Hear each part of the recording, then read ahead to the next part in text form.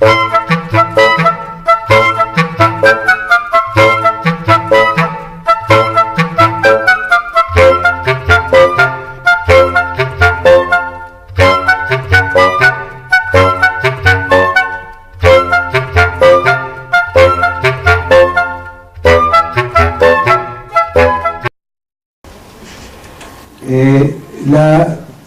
temática que me solicitaron exponer se titulaba Cambio de época o época de cambios. En realidad yo considero que hay una situación de cambio de época y época de cambios. No es o, sino que creo que es y. Es decir, mi impresión es que existen ambas situaciones. Me parece de todas maneras la pregunta que organiza esta mesa muy adecuada para un desarrollo teórico polémico a la luz de la situación histórica de las sociedades andinas, especialmente a inicios de esta segunda década, que nos permite ya como década una apreciación más tranquila que la primera década. Creo que en la primera década nos sorprendimos todos. Los propios movimientos sociales y los gobiernos progresistas se sorprendieron de estar donde estaban, y esa sorpresa vinculada con la pasión dificulta una apreciación real de lo que está pasando. Así que estamos pensando, analizando esta situación en la segunda época, donde ya, como decía el propio Alexander, han madurado los procesos, se ha visto hasta dónde daban algunas iniciativas, qué alcance tenían, qué contenido tenían, y nos permite sin duda alguna en la segunda década una visión menos pasional, como más racional, más analítica, independientemente de que el compromiso se mantenga con estos procesos. Pero ya no los vemos como algo que está cambiando al mundo. Yo creo que en la primera década todos pensamos que el mundo estaba cambiando a partir de América Latina.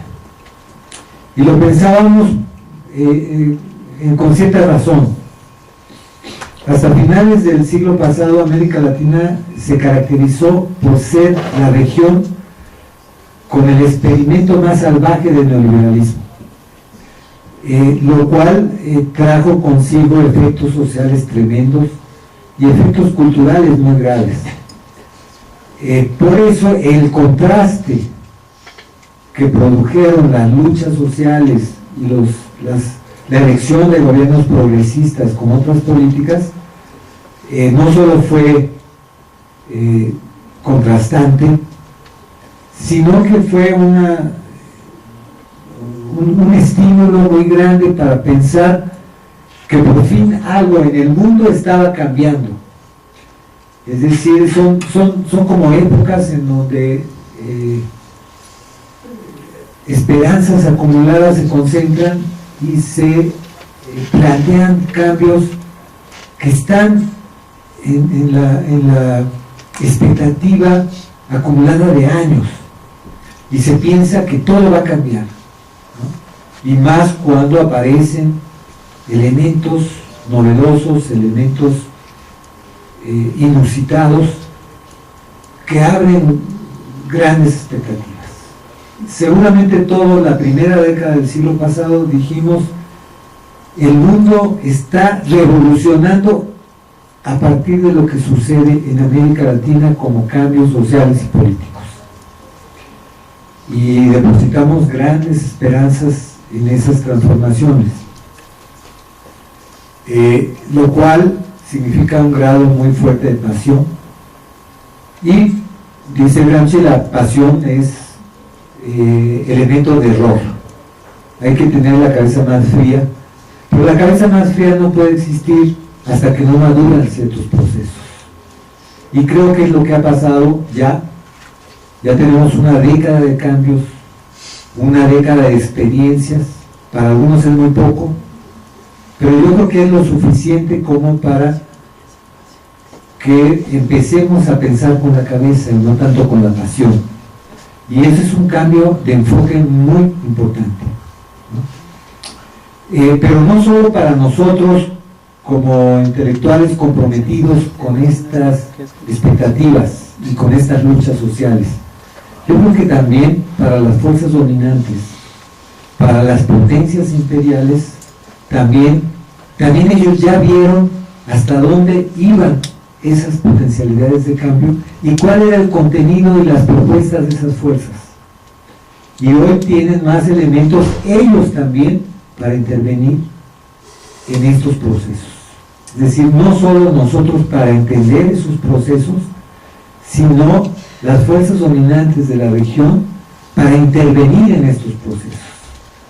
Esto me lleva a pensar a mí que la segunda década va a ser distinta, radicalmente distinta a la primera década del siglo, que vamos a vivir otro tipo de procesos,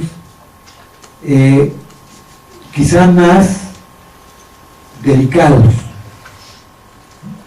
donde la dinámica reforma contra reforma que caracterizó los procesos de la primera década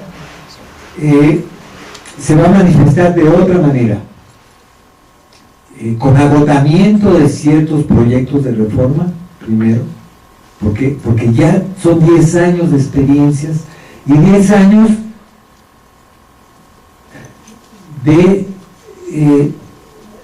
encontrar un realismo en esa maduración de las experiencias, en donde sorprendentemente después de 10 años de expectativas se ve que el modelo extractivista explotador, por ejemplo, está caracterizando la vida económica de gran parte de estas sociedades que aparecían queriendo transformar al mundo.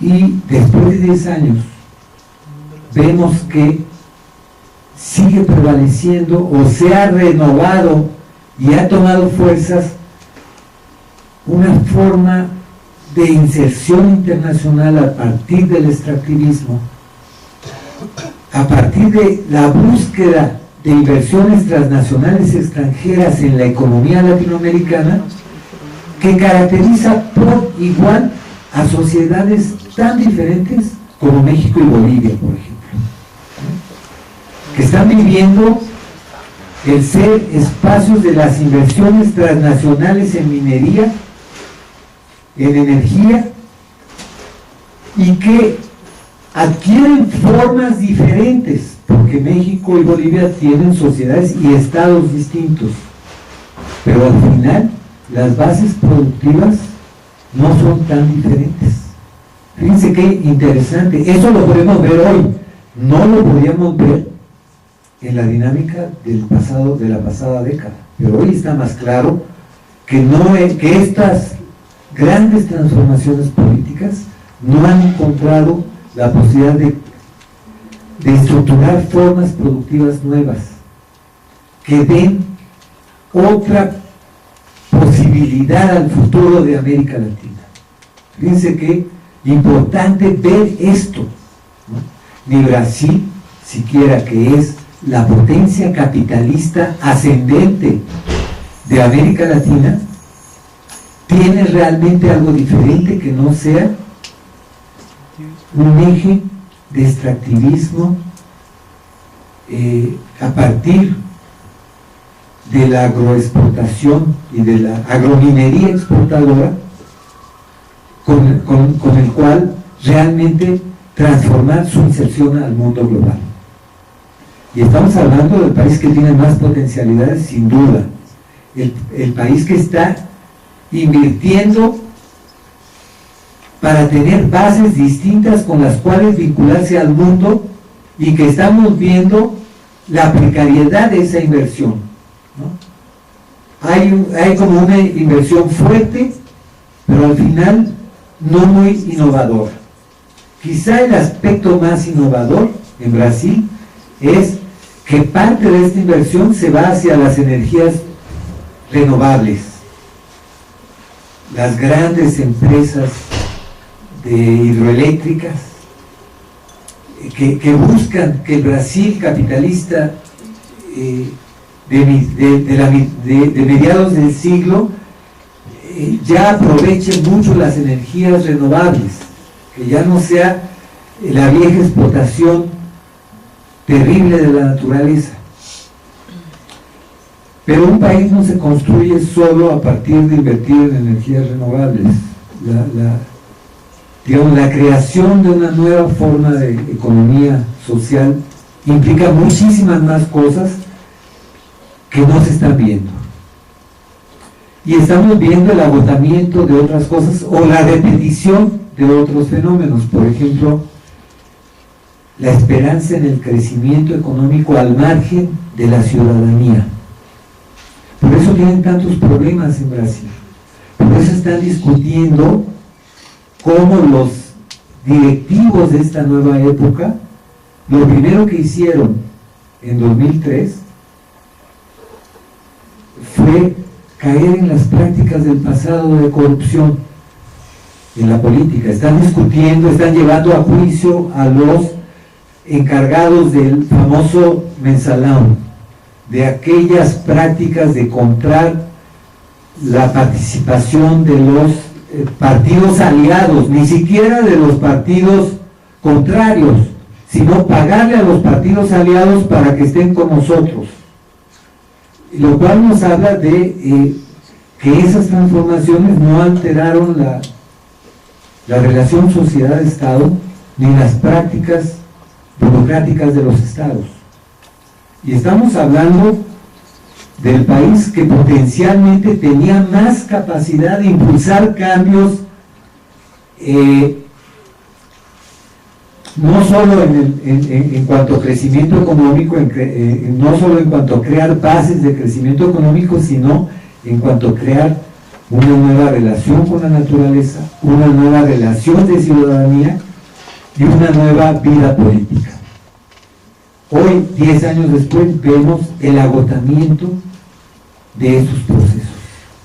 Hay crecimiento extraordinario en Brasil, que seguramente se va a sostener, pero no hay ciudadanía, no ha habido avance y una nueva concepción de ciudadanía que está siendo urgente. Entonces sí hay todo un proceso de agotamiento, digamos, de lo que se abrió como la gran expectativa de cambios a partir de los gobiernos progresistas. Y también en otros casos está el problema del extractivismo como política de Estado, es decir, que se puede entender como una transición, ¿no? El extractivismo regulado por el Estado, porque básicamente Ecuador, Venezuela y Bolivia han sido estados neorreguladores que se han planteado regular la apropiación de excedentes derivados del extractivismo, pero regular la renta no significa crear las bases de un nuevo desarrollo social. Y hoy está más claro que va a ser difícil, que no va a ser fácil crear esa gran transformación económica, política y cultural que se abrió como expectativa novedosa a principios de la década pasada. Por lo menos ya desde el punto de vista del análisis tenemos más realismo para analizar estas experiencias, que me imagino que ha sido la tónica de su coloquio. Ya observarlas a partir de la segunda década del siglo, ¿no? Cuando ya maduraron sus potencialidades, pero también sus límites y sus contradicciones, que yo creo que sí nos ofrece una perspectiva adecuada, más adecuada y menos romántica para analizar estos procesos que no por ser analizados con ese realismo dejan de tener importancia, ¿no? Tienen la misma importancia quizá que la década pasada, pero nosotros somos los que tenemos oportunidad de analizarlos de otra manera. Pero un elemento que cubre todos estos procesos y estos cambios, y que tiene que ver con la primera cuestión, con el cambio de época, es que realmente en el mundo hay un cambio de época.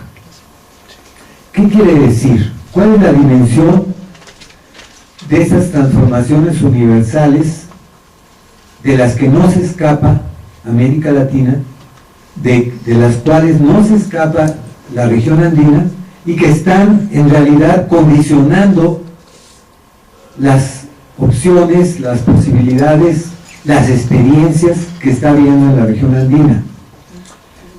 Yo creo que sí podemos decir que hay realmente una nueva fase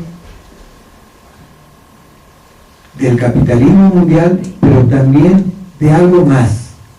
Es decir, no solo ha cambiado la economía mundial, que ha cambiado, que está condicionando de otra manera las experiencias nacionales, regionales, nacionales y locales, sino que ha cambiado algo más que la economía mundial. Ha cambiado en cierta forma la política y la cultura. Es decir, hay un verdadero cambio de época que nosotros todavía no analizamos en su plena dimensión. Yo creo que estamos atisbando algunos aspectos de eso que observamos como cambio de época, y que sería conveniente profundizar el análisis para ver qué opciones reales y qué perspectivas y cómo participa la región andina y América Latina en este cambio de época, que esa es la primera pregunta, ¿no? Es decir, no solo ver cómo recibimos pasivamente el cambio de época, sino cómo somos parte de ese cambio de época, cómo se vive el cambio de época en la región de América Latina. Esa es también la pregunta, ¿no? Y en ese sentido, hay fenómenos muy fuertes que tienen profundas consecuencias que ni los movimientos sociales, ni los gobiernos progresistas, ni la intelectualidad comprometida ha aquilatado en toda su dimensión. Una de estas características es el fin de las economías nacionales. ¿Qué significa que esta nueva fase del capitalismo mundial esté planteando el fin de las economías nacionales? Esa es una pregunta tremenda, con muchas cosas para pensar. Y si ustedes observan, en general se tiende a seguir planteando las perspectivas de lucha, las perspectivas de los cambios en términos de economías nacionales. Es decir, no hemos asimilado, no hemos asumido qué significa para nuestros países que la época actual plantea el fin de las economías nacionales. Es algo así como si hiciéramos abstracción de ese hecho, y es mejor no pensarlo, porque si lo pensamos no sabríamos qué hacer, y sin embargo es lo que hay que pensar. No, fíjense que lo vivimos de otra manera, no como los países europeos periféricos, no como España, Grecia, Italia, Portugal, que lo están cada día más viviendo como drama social, ese fin de las economías nacionales, y no saben qué hacer, porque el capital financiero que domina es el capital financiero europeo, global, dominado sí por los alemanes, sin duda, pero es el que está dominando, es el que está determinando los programas políticos nacionales, porque hay una dominación financiera global de la cual no encuentran cómo salirse. El movimiento de los indignados planteó las cosas claramente. En nuestra sociedad no hay democracia real porque no hay autonomía nacional. Y hay indignación frente a ese hecho, porque además no sabemos qué hacer. ¿Qué se puede hacer? Porque porque así como en España se vive el fin de la economía nacional, también en América Latina se vive. Y sin embargo, como que la dimensión de ese hecho no está claro en nuestras perspectivas. ¿Y qué vamos a hacer en un mundo donde las economías nacionales ya no van a ser el objetivo de la política? El objetivo central de la política no van a ser ya las economías nacionales. Y al no plantearse la pregunta, entonces es como dejar que la inercia de esa globalización sea la que determine el papel de las sociedades latinoamericanas en el mundo global. Y si ese papel es el agrominero exportador, el despojo de la mano de obra por la vía de las maquilas, el despojo de los recursos naturales, que sea. Tratemos de sacar la mayor renta, por lo menos en este momento, de ese fenómeno. Por tratar de sacar la mayor renta ahorita, por la relación de poder, porque la sociedad está empoderada y permite a los gobiernos exigir mayor renta, no significa abordar el problema central. ¿Qué van a hacer estas sociedades en una economía global, donde la economía nacional ya no es el referente de la política? Fíjense la pregunta tan profunda, donde no hay respuestas, y peor aún, no hay análisis. No hay análisis, ni en los movimientos, ni en los gobiernos, ni en la intelectualidad, de un fenómeno tan determinante de la situación actual. Otro elemento es que lo que produce ese fin de la economía nacional es un elemento extraordinario, que es el dominio de las empresas globales basadas en avances científicos técnicos que han transformado los procesos de producción, los procesos de trabajo, los procesos de comunicación mundiales, que han creado una gran concentración y centralización del capital mundial, pero han entrelazado las economías mundiales de una forma impensable hasta ahora, y que nos están planteando la pregunta de qué está pasando en la economía mundial, ya no desde el fin de la economía nacional, que esa es como la consecuencia de nuestros gobiernos deberían tener verdaderas núcleos político-intelectuales dedicados a analizar el mundo, porque es en el mundo donde están pasando cosas que están condicionando las posibilidades de nuestros países, y yo no veo que haya eso. Cuando Dilma se decide impulsar el ascendente capitalismo brasileño, lo primero que se le ocurre es decir: mandemos a todos nuestros científicos e investigadores a estudiar a las universidades de Estados Unidos, donde prácticamente no hay investigación, donde lo que van a aprender sí es el American Way of Life, es decir, la perspectiva individualista neoliberal del mundo, pero donde no se va a crear la capacidad de entender los procesos económicos, financieros, mundiales actuales que están reorganizando la vida. Fíjense qué grave, porque no hay la pregunta en qué ha pasado en el mundo que nos va a condicionar y que va a definir nuestras potencialidades, nuestras perspectivas, nuestras capacidades. Entonces, claro, como no hay esto, tampoco hay la constatación de que los instrumentos políticos están en debilitamiento. El Estado-nación está siendo debilitado por afuera y por abajo, por dentro, por arriba y por abajo, por lo internacional y por lo local. Bueno, ¿qué consecuencias se sacan de eso? No el que deje de ser importante la unidad política interna para plantear un proyecto. Eso sigue vigente, porque es la sociedad la que sostiene las posibilidades políticas. No es eso, sino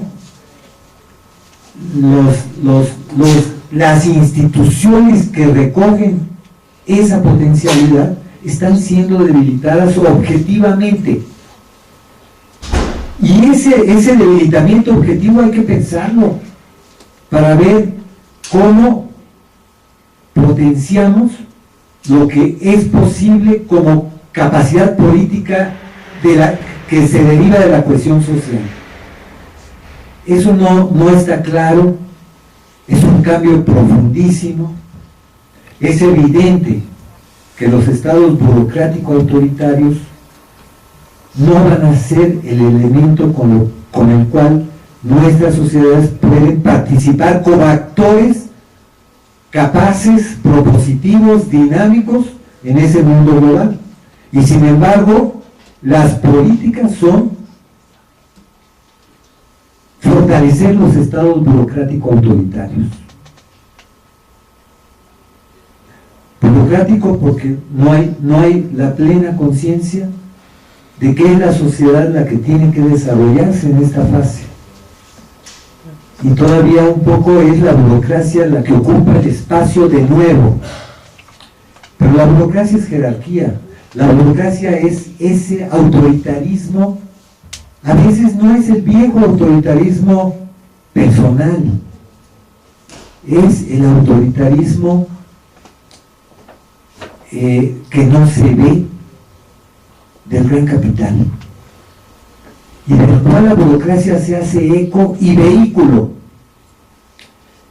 Yo no veo claramente en ninguna de estas experiencias una conciencia clara de que el Estado está siendo debilitado y que su reconstrucción tiene que basarse en que la sociedad sea la depositaria de lo público, y que así se van a discutir los verdaderos problemas de la actualidad. No lo veo claro.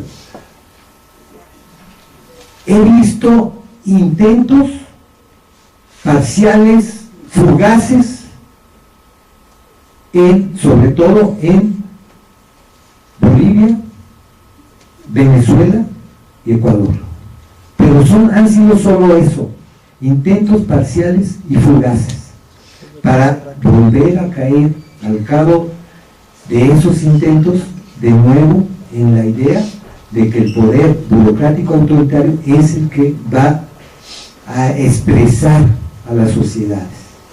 No veo claridad en cómo en este mundo contemporáneo el problema es cómo se educa la sociedad para actuar de otra manera, en la economía, en la política y en la cultura, con un horizonte ya no nacional, con un horizonte mundial.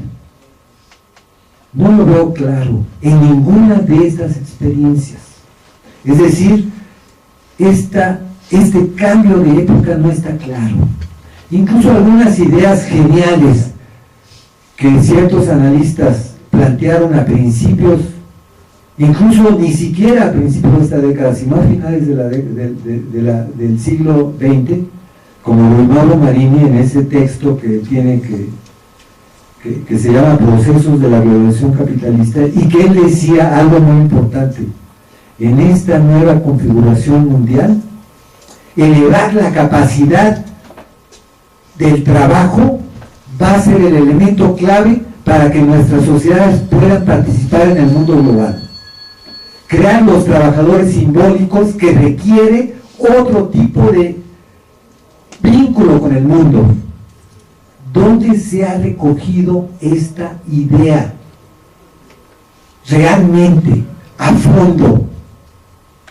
No como lo quiere hacer Brasil, creando cada vez más doctores en quién sabe qué. No, la noción del trabajador simbólico, que tiene que apropiarse del conocimiento para no ser mano de obra barata en el mundo, es fundamental y no está recogido. Y es una idea que se planteó hace más de 20 años, con una lucidez extraordinaria. No está recogido y no hace parte del programa de cambios de América Latina. Fíjense cómo hay varios problemas y cómo esta reconfiguración mundial se da en el contexto de la crisis estructural del capitalismo. No quiere decir que el mundo se esté reconfigurando resolviendo los problemas del capitalismo y de sus contradicciones. No lo es. Se está desperdiciando el empleo juvenil de una manera que no se había visto en la historia del mundo. En sociedades como España, por ejemplo, el 50% de los jóvenes no tienen empleo ni perspectivas. 50% de los jóvenes. ¿Qué significa una contradicción de esta dimensión? El derroche de la energía mundial, la destrucción de la naturaleza, es decir, la crisis estructural del capitalismo, cómo nos está afectando en estos cambios de época. Bueno, todo eso debía ser parte de nuestra dinámica de discusión diaria en nuestras sociedades. Y no veo nada de eso. Todo lo que, es más, la crisis de la política, lo que decía muy bien Alexander, de los sistemas políticos y de las formas tradicionales como sindicatos y partidos que ya no están expresando las nuevas características de la economía, de la cultura y de la vida social. Ya no son. Al contrario, como ha habido una política premeditada de desorganizar a los trabajadores y de combinar esa desorganización buscada del trabajo y de los trabajadores con la precarización, lo que hay es un verdadero desorden social. Es decir, no hay formas que empiecen a pensar, y si la sociedad es la depositaria verdadera del conocimiento y de la potencialidad de cambio, ¿cómo vamos a organizar de otra manera que no sean las formas que no están funcionando a esta sociedad? Sí lo hay desde el punto de vista de los bancos. Todos tenemos tarjetas de crédito.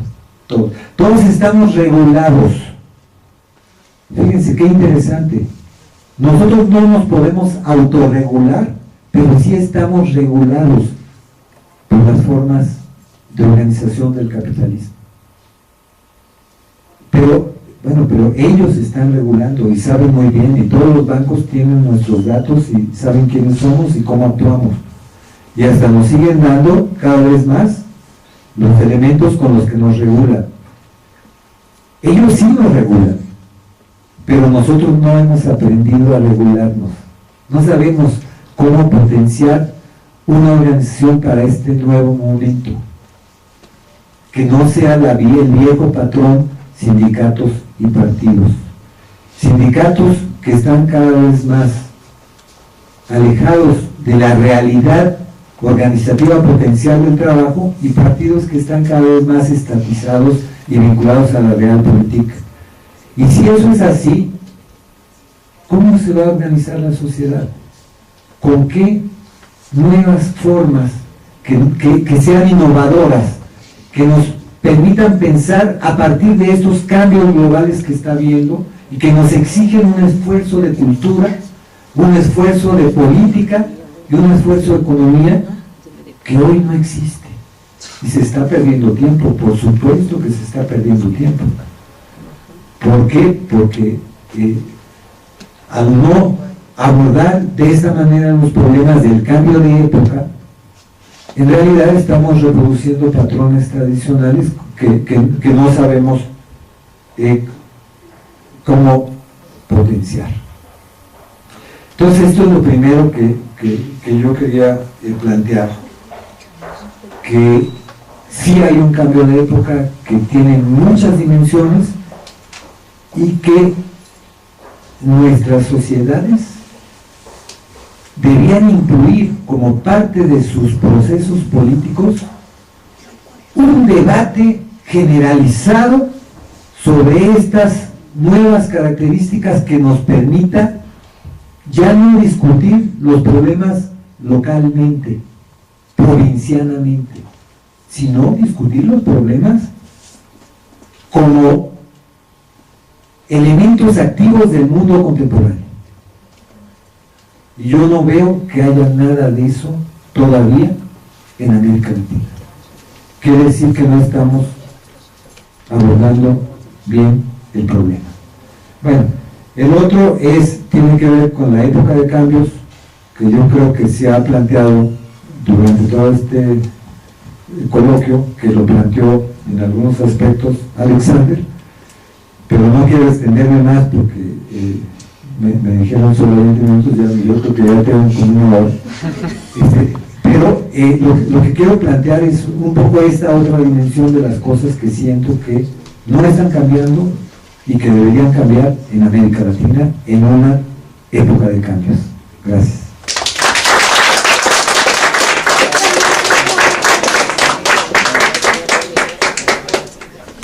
Son como épocas en donde esperanzas acumuladas se concentran y se plantean cambios que están en la expectativa acumulada de años, y se piensa que todo va a cambiar, ¿no? Y más cuando aparecen elementos novedosos, elementos inusitados que abren grandes expectativas. Seguramente toda la primera década del siglo pasado dijimos: el mundo está revolucionando a partir de lo que sucede en América Latina como cambios sociales y políticos. Y depositamos grandes esperanzas en esas transformaciones, lo cual significa un grado muy fuerte de pasión. Y dice Gramsci, la pasión es elemento de error. Hay que tener la cabeza más fría, pero la cabeza más fría no puede existir hasta que no maduran ciertos procesos. El compromiso se mantenga con estos procesos, pero ya no los vemos como algo que está cambiando al mundo.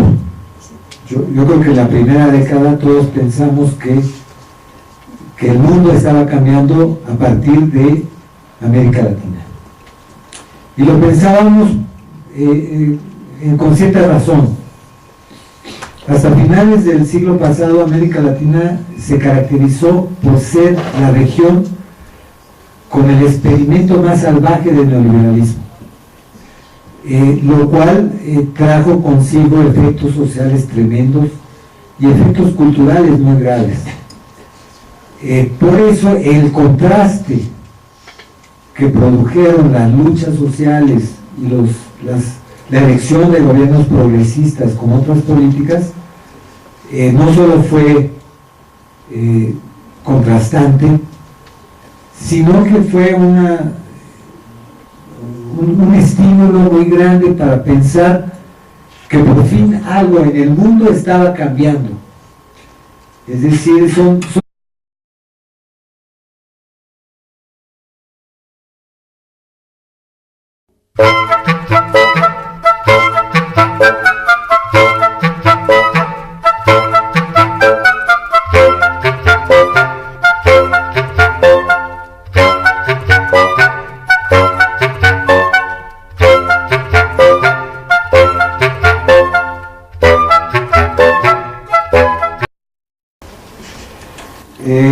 la temática que me solicitaron exponer se titulaba Cambio de época o época de cambios.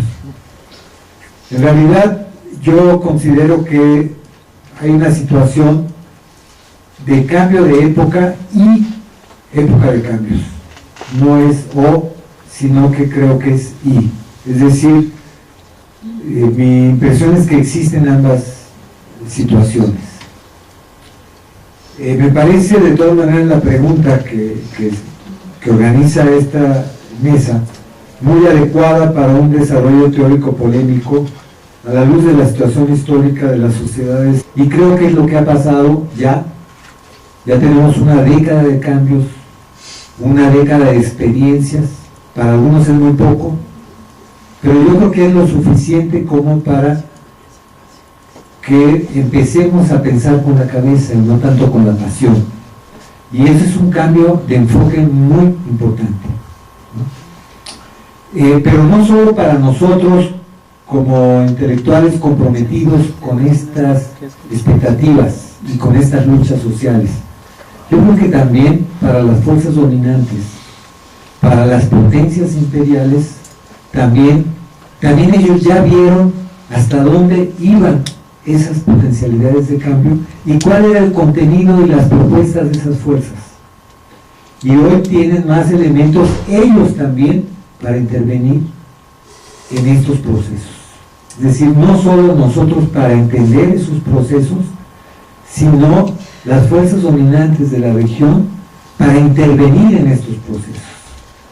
Esto me lleva a pensar a mí que la segunda década va a ser distinta, radicalmente distinta a la primera década del siglo Andinas, especialmente, a inicios de esta segunda década, que nos permite ya como década una apreciación más tranquila que la primera década.